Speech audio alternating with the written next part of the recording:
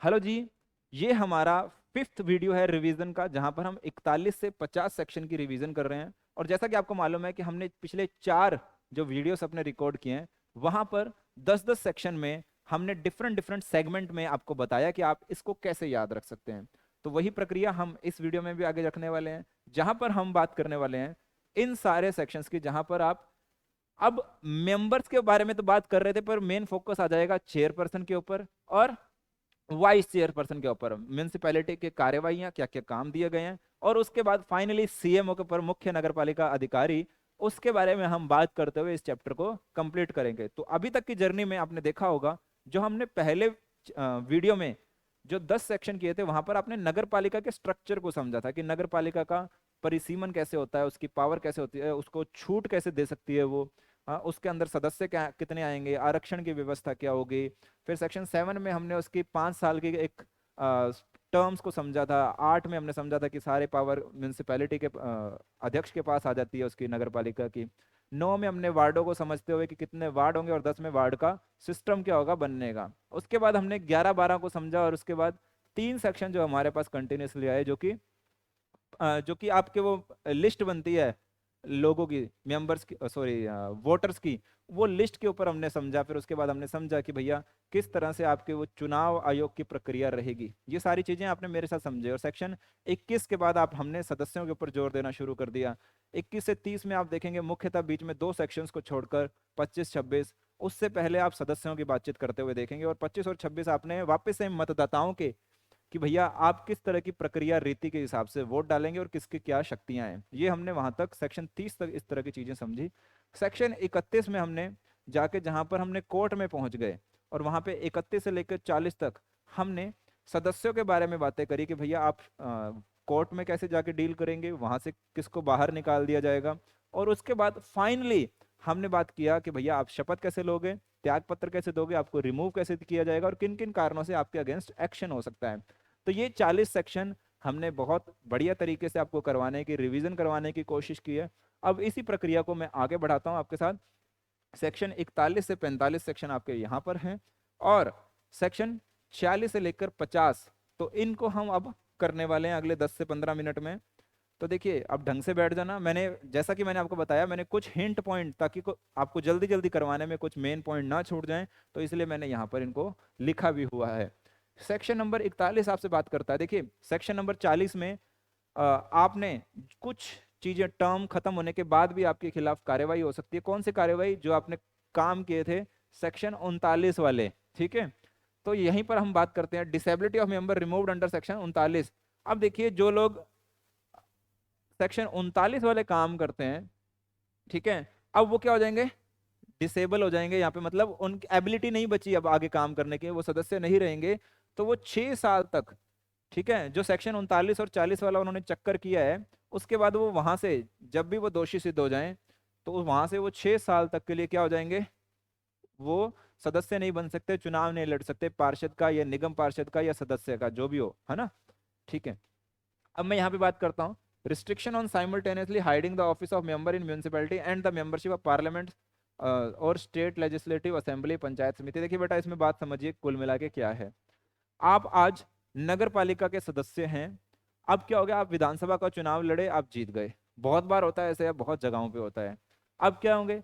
जैसे ही आप वहां के सदस्य बन गए, तो अब आपकी ड्यूटी है, देखिए ऑब्वियसली ये कॉमन सेंस है। अब मैं आपसे पूछता हूँ, आपके साथ ऐसा हुआ तो आप कौन सा पद रखोगे? नगर पालिका वाला या विधायक वाला? ऑब्वियसली आप विधायक बन के विधानसभा में जाने की सोचेंगे। तो आपको ये क्या बोलेगा कि भैया जब वहां बन गए तो यहाँ से निकलो, है ना। चलिए दूसरा केस लेते हैं। दूसरा केस क्या आता है कि भैया आप सांसद हैं, आप विधायक हैं, और आप नगरपालिका का चुनाव लड़े। हालांकि बहुत रेयर होता है, मुझे नहीं पता ऐसा होता भी है नहीं होता है, प्रैक्टिकली तो समझ से परे है। आप सांसद है तो नगरपालिका में क्यों आना चाहेंगे जब तक आपका कोई ऐसा मोटिव नहीं है, स्ट्रांग मोटिव, ठीक है। तो ये कहता है कि अगर आप किसी और पद पे हैं और आप वहां पे स्थित हैं और नगरपालिका में आ रहे हैं, हाँ ये हो सकता है कि आप पंचायत समिति से नगरपालिका में आ रहे हैं, ये हो सकता है, पर विधानसभा से या संसद से वापस बैक आना मुझे नहीं लगता होगा। तो अगर ऐसा कुछ होता है तो आपको क्या करना है भैया? एक ही पद पे, इस सेक्शन का पर्पज एक ही है कि भैया आप एक ही पद पे रह सकते हैं। तो आपको भैया वो 14 दिन वाली इन्होंने कहानी लिखी है कि आप 14 दिन के अंदर अंदर एक ही पोस्ट पे आ जाना और दूसरी पोस्ट को छोड़ना पड़ेगा आपको, ठीक है। ये 14 दिन ध्यान रखना और एक ही पोस्ट की बात याद रख। Section 43, every municipality to have chairperson and vice chairperson. देखिए कुल मिला के अब बात क्या है बेटा, देखिए ये कहता है कि प्रत्येक नगर पालिका में एक अध्यक्ष होना चाहिए, एक उपाध्यक्ष होगा। ठीक है, हाँ सर। अब ये देखिए, ये सेम आपको इससे लिंक करना है सेक्शन 6 से, सेक्शन 6 से लिंक करना मत भूलिएगा। मैं यहाँ पे आपको लिंक करवा रहा हूँ, ठीक है।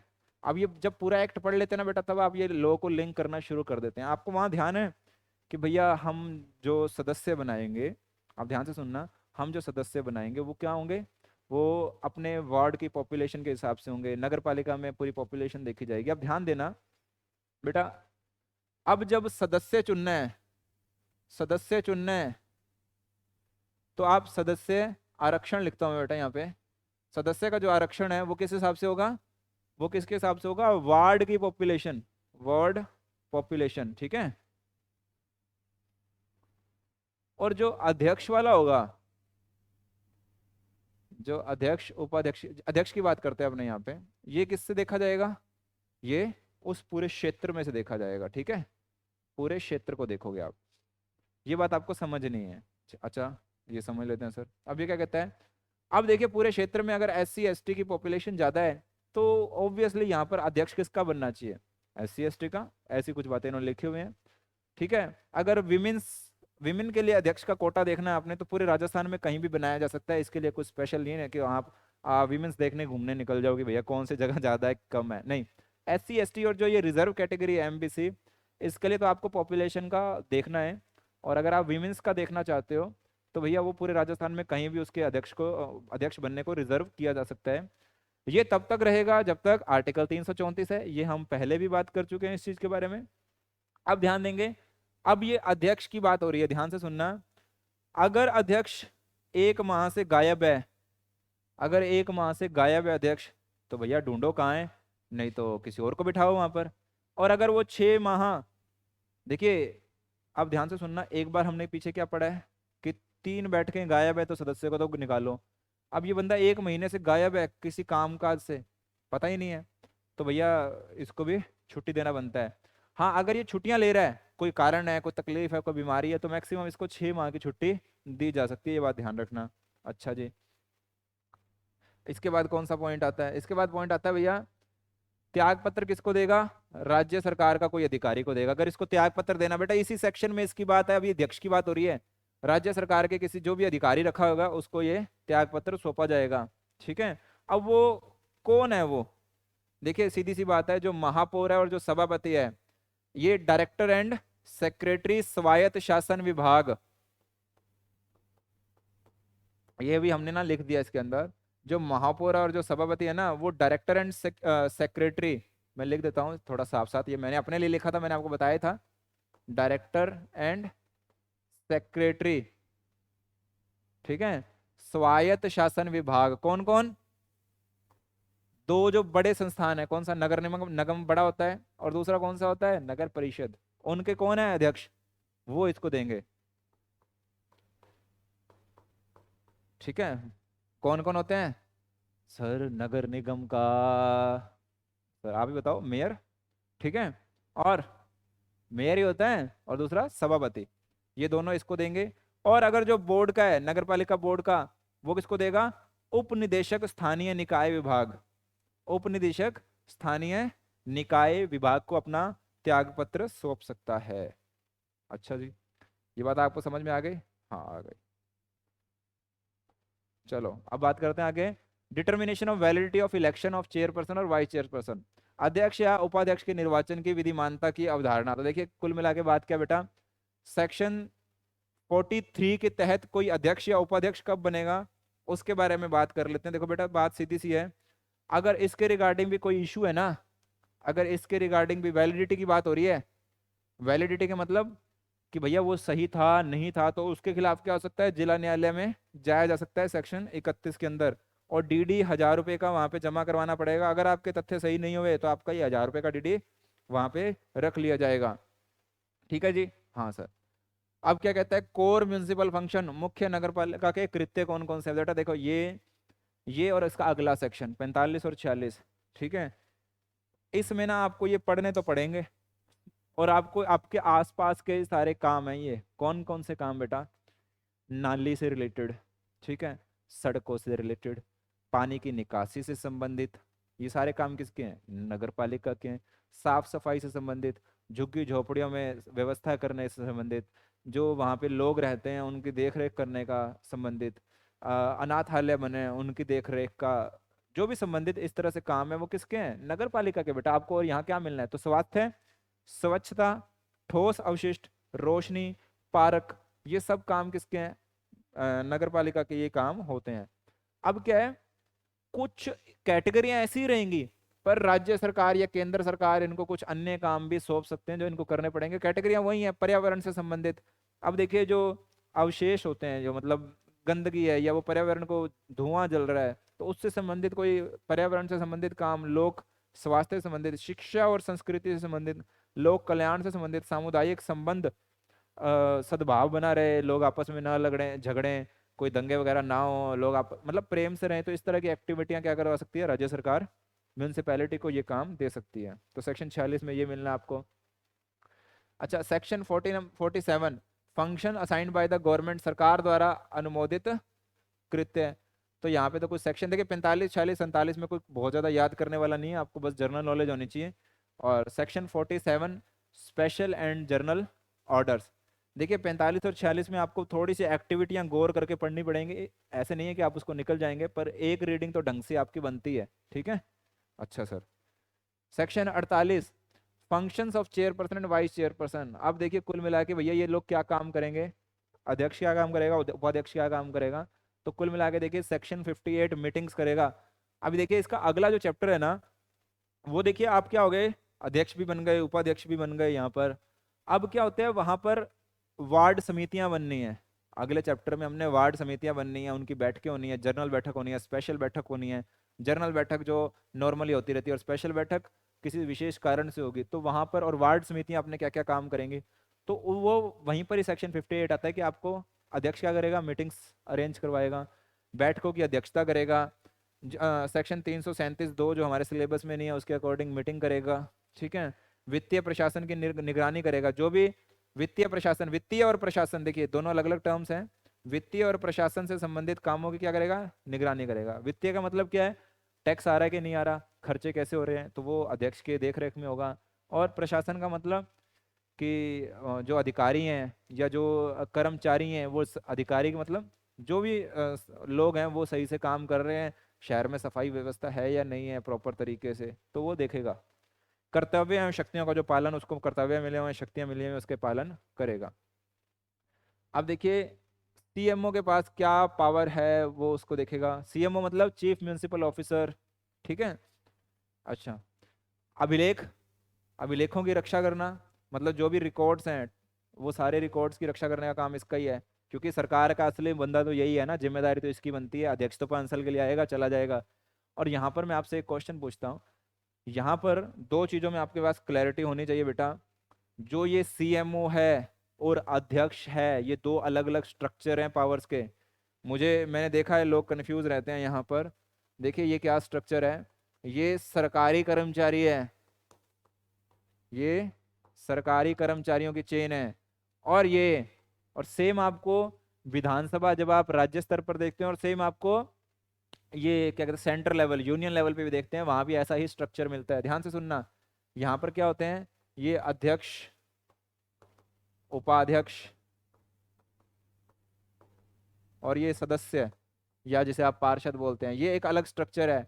इसको जनता चुन के भेजती है। ये मैंने यहाँ पे इसलिए किया, जनता चुनती है, कहीं आप कंफ्यूज रहे।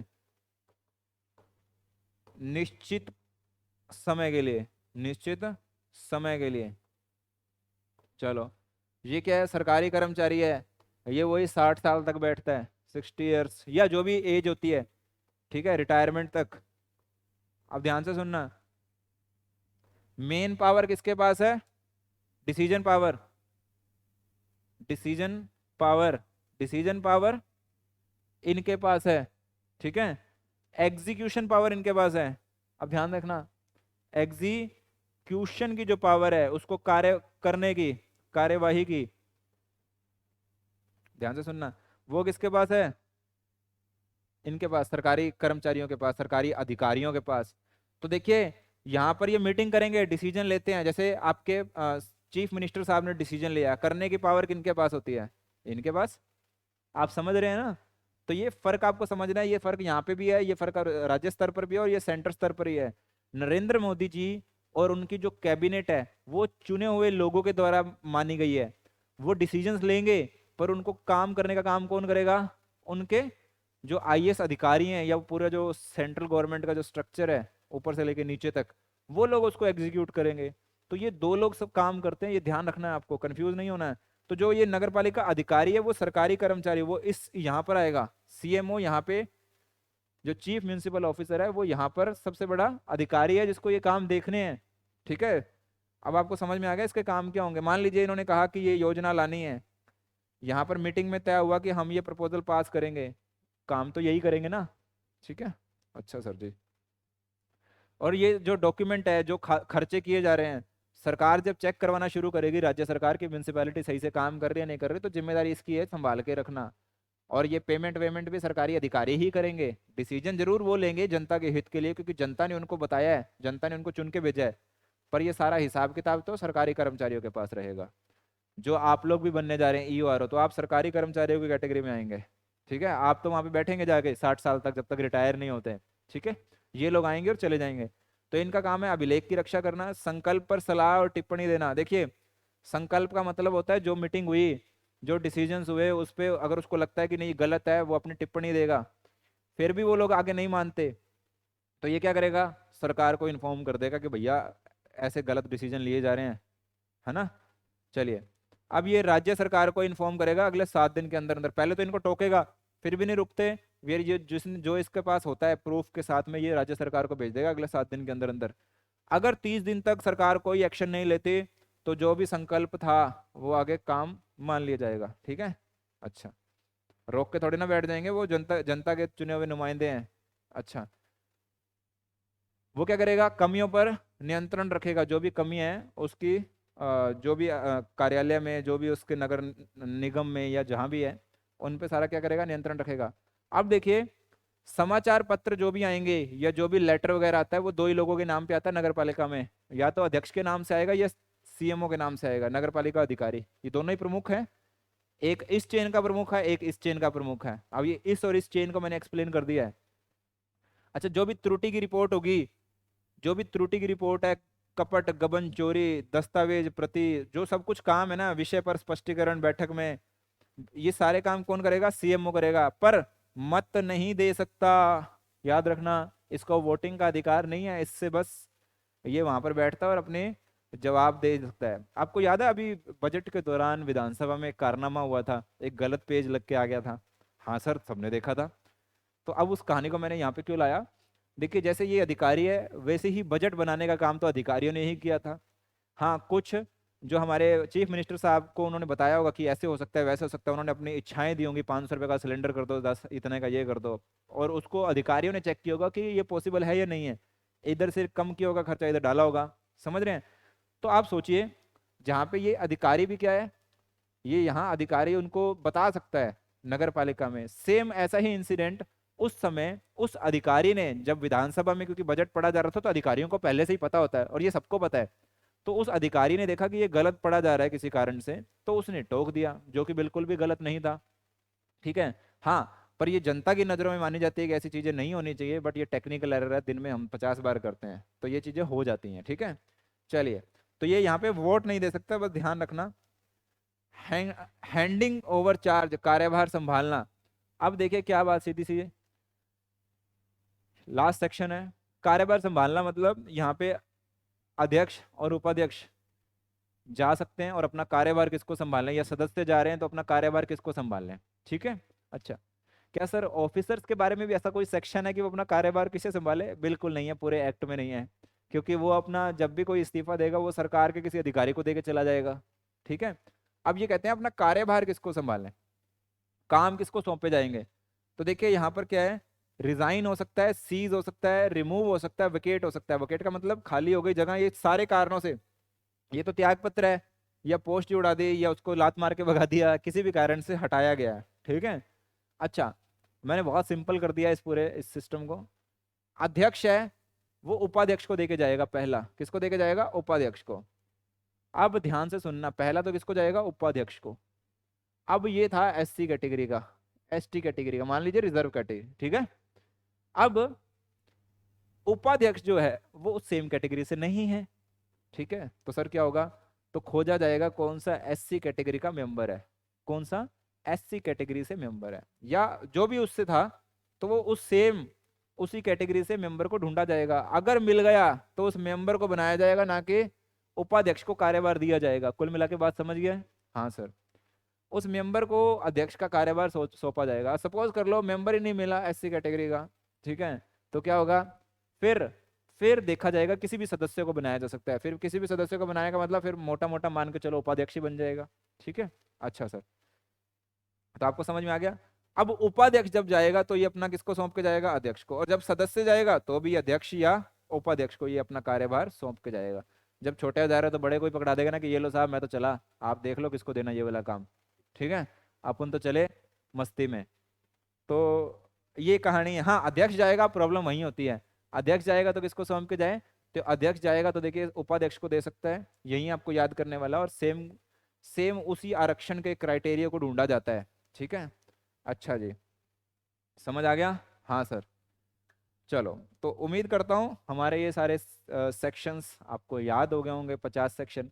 अब आप अगर चाहते हैं कि भैया सर एक एक वीडियो में अंदर वो 50 सेक्शन को फटाफट फटाफट कैसे याद करना है वो बताओ, तो कमेंट सेक्शन में जरूर लिखिएगा।